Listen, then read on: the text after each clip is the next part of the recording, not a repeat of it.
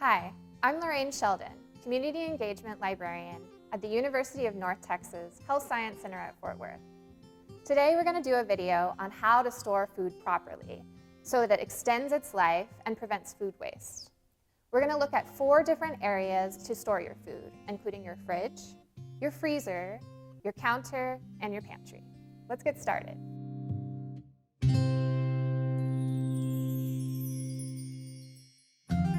So your fridge is your most common place of storage. We're going to start by looking at the sprouts that you grew. First, you can put them in a sealable bag or an airtight container. And before you do anything, you want to make sure that your sprouts are completely dry. We line the bottom of the container with a paper towel just to catch any potential moisture that might be there. You can do this for root vegetables as well.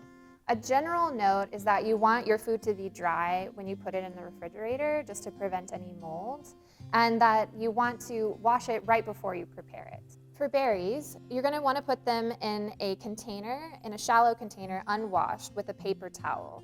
What's distinct about berries compared to our sprouts is that you're not going to seal the lid completely. You want a bit of airflow through them. For herbs like cilantro or parsley, you're going to want to start by removing any of the tags.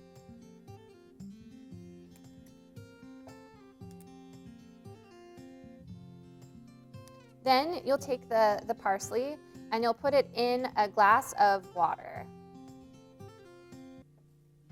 What helps is putting a bag over your herbs, and then you can place it anywhere in your fridge, and it'll last even longer.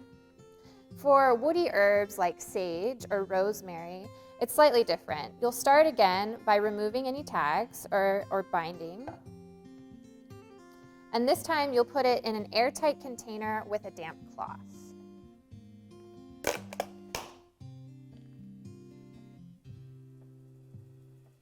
You can also trim the stems if you'd like.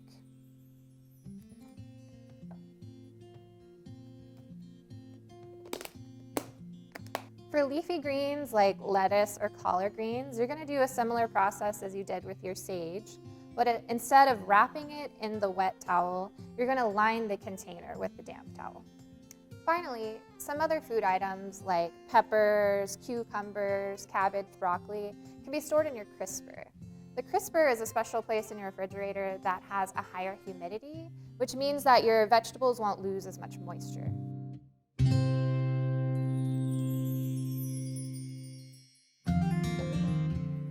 The freezer is your next storage area, and this is a great place to extend the life of your food. What you want to do is look at your food labels and see how long you can store it. If there's any doubt that your food has spoiled, it's best to dispose of it.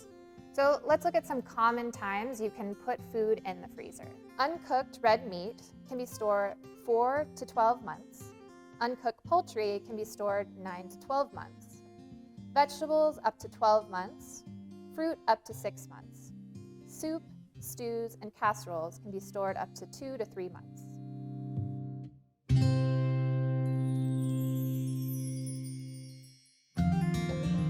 Your third area of storage is your counter. For produce like tomatoes, avocados, stone fruit, melon, you're going to want to let them ripen on your counter and then put them into the fridge. Your bananas, they can be on your counter for the whole time. You don't have to put them in the fridge, but you could put them in the freezer later. Basil is unique for herbs. You're going to do the same things that you did as with the other herbs like parsley, put it in a bit of water, remove any tags. But you can put this on your counter with a bag over it, mainly because basil does better at room temperature.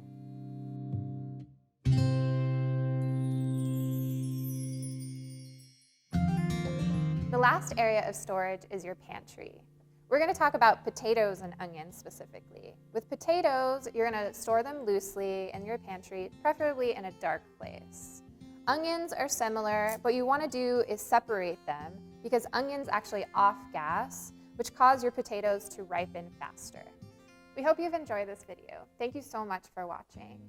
For more information about how to store your food, you can visit the library's Sprouting Change website, library.unthsc.edu/sproutingchange.